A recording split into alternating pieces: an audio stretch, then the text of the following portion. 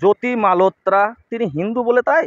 তার যে কোনো সাইনবোর্ড থাকুক না কেন, কিসের কুসুম গান্ডে পিণ্ডে গিলছেন, বেরিয়ে যান।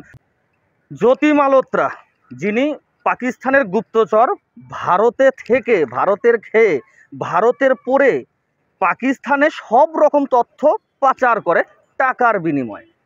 তিনি একজন ইউটিউবার এবং তিনি যখন পাকিস্তানে যান তাকে তখন একদম ঘরের মেয়ের মতো আপ্যায়ন করে থাকে পাকিস্তানের প্রশাসন থেকে শুরু করে পাকিস্তানের মানুষ, পাকিস্তানের সরকার।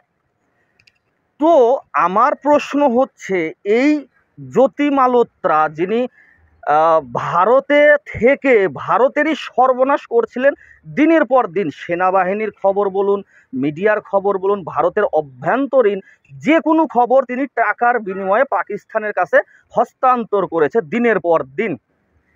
তাহলে এখন তো আর কাউকে শুনতে পাওয়া যাচ্ছে না কিসের কুসুম গান্ডে পিণ্ডে গিলছেন, বেরিয়ে যান, আপনাদের এখানে থাকার কোনো রাইট নেই, এই কথা এখন কেন শুনতে পাওয়া যাচ্ছে না? তার কারণ দেখুন, আমি কারো চটি চাটি না, কারো দালালিও করি না, আমি যে কথা বলি সত্য কথা বলি। তাতে আপনার খারাপ লাগলে আমার কিছু করার নেই, আপনার ভালো লাগলে ঠিক আছে।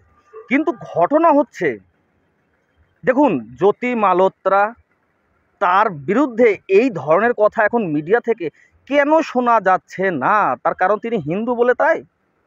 দেখুন, দেশদ্রোহী, দেশ বিরোধী, গাদ্দার, তার যে কোনো সাইনবোর্ড থাকুক না কেন, সে হিন্দু, মুসলমান, বৌদ্ধ, খ্রিস্টান যাই হোক না কেন, গাদ্দার তো গাদ্দার, তাকে শাস্তি দিতে হবে, তাকে মানুষের সামনে দাঁড় করাতে হবে, উপযুক্ত শাস্তি দিতে হবে।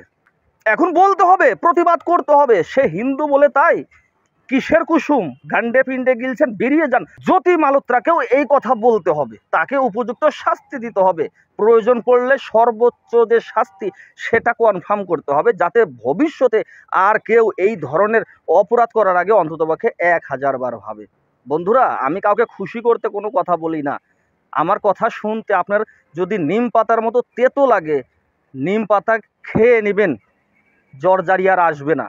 নিম পাতা তেতো হলেও শরীরের জন্য অনেক উপকার।